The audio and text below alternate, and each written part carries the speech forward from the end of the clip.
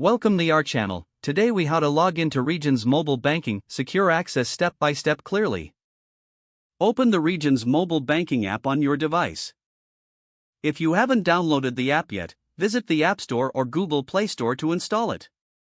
Once the app is open, locate the Login button on the main screen. Tap on the Login button to proceed. You will now see fields for your username and password. Enter your username in the designated field.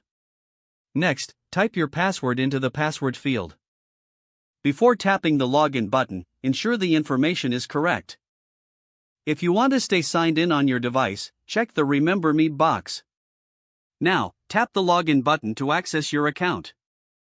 After logging in, you may need to complete a security verification step. Follow any on-screen prompts to verify your identity, if required. Once verified, you will be directed to your account dashboard. You are now logged into Regions Mobile Banking and can access your banking features.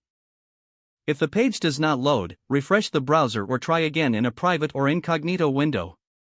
Make sure you are using the correct email address, then retype it carefully to avoid small typos. If your password is not accepted, use the reset option and create a new strong password you can remember. Check your spam folder for verification or security emails, then complete any requested confirmation steps. Enable two-factor authentication if available to improve account security and reduce unauthorized access risk. After signing in, review your profile details so your contact information and settings are accurate and current.